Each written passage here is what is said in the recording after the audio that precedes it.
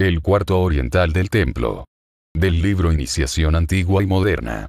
De Max Seidel.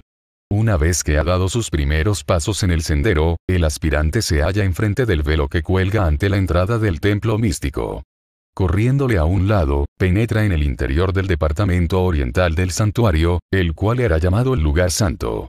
No había ninguna ventana ni abertura de ninguna especie en el tabernáculo que permitiera dejar paso dentro de él a la luz del día, pero este cuarto nunca estaba oscuro. Noche y día se hallaba brillantemente iluminado por lámparas que ardían.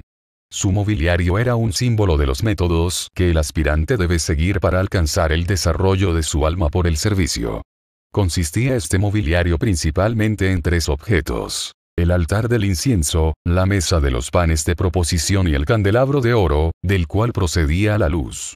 No era permitido el paso a este sagrado departamento al israelita ordinario, ni que viera los objetos existentes en el mismo.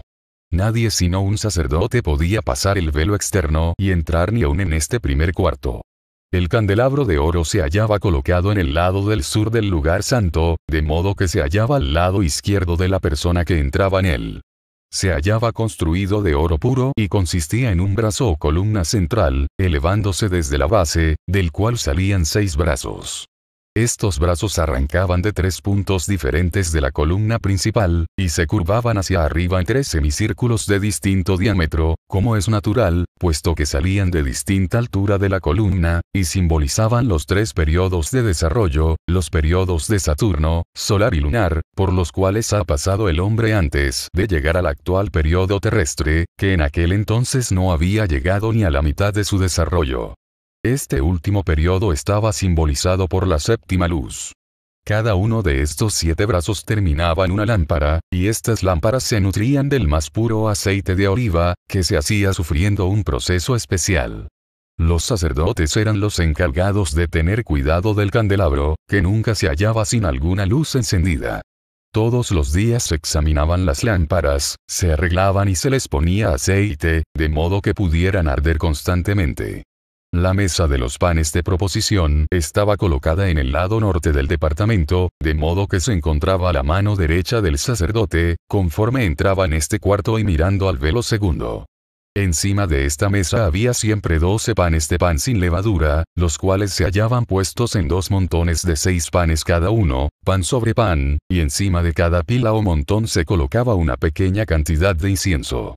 Estos panes eran llamados el pan de proposición, o pan de la faz, porque eran puestos solemnemente en aquella mesa, ante la presencia del Señor, quien moraba en la gloria del Shekinah, esto es, en el departamento detrás del segundo velo. Cada sábado estos panes se cambiaban por los sacerdotes. Los viejos se quitaban de allí y en su lugar eran puestos panes recientes. Los panes que se quitaban debían ser comidos por los sacerdotes y por nadie más, pues no era permitido a ningún otro ni aunque probase de ellos, así como no se toleraba que fueran consumidos en otro lugar a excepción hecha dentro del patio del santuario, debido a que aquel pan era santo, y por lo tanto, solo podía ser tomado por personas sagradas y en terreno santo. El incienso que había estado sobre las 2 pilas de panes de proposición era quemado al cambiarse el pan, como una ofrenda de fuego ante el Señor, que se hacía en lugar del pan. El altar del incienso o el altar de oro constituía el tercer objeto que había en el cuarto oriental del templo. Se hallaba situado en el centro del departamento, esto es, a idéntica distancia de las paredes norte y sur, y enfrente del segundo velo. Nunca se quemaba carne en este altar, así como tampoco se le tocaba con sangre de las víctimas, excepto en ocasiones solemnísimas, y entonces únicamente sus vasos se marcaban con el rojo estigma del pecado o de la mácula. El humo que se alzaba de su superficie nunca era otro que el procedente del incienso quemado. Aquel humo se elevaba todas las mañanas y noches, llenando el santuario con una nube fragante y llevando al exterior un olor refrescante por todos los alrededores, extendiéndose por todo el territorio en varias millas a la redonda. Debido a que todos los días se quemaba este incienso, era llamado un incienso perpetuo delante del Señor. no era un incienso simple el que se quemaba, sino un compuesto de esta sustancia con otras especias dulces, mezclados con arreglo a las instrucciones dadas por Jehová especialmente para este objeto, y por lo cual era considerado sagrado, hasta el extremo de que no era permitido a nadie hacerlo para ser empleado comúnmente. El sacerdote tenía el mandamiento expreso de que nunca ofrendara un incienso distinto sobre el altar de oro, es decir, que siempre debía emplear aquella sagrada composición.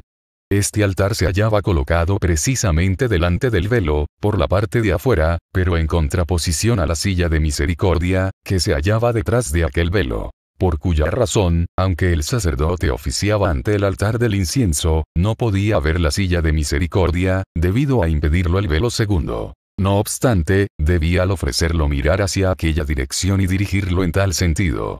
Además, había la costumbre de que cuando la nube fragante y odorífero del humo del incienso se elevaba por encima del templo, todas las personas que se hallaban en el patio del santuario enviaban sus preces a Dios, silenciosamente, cada una para sí. Del libro Iniciación Antigua y Moderna. De Max Seidel.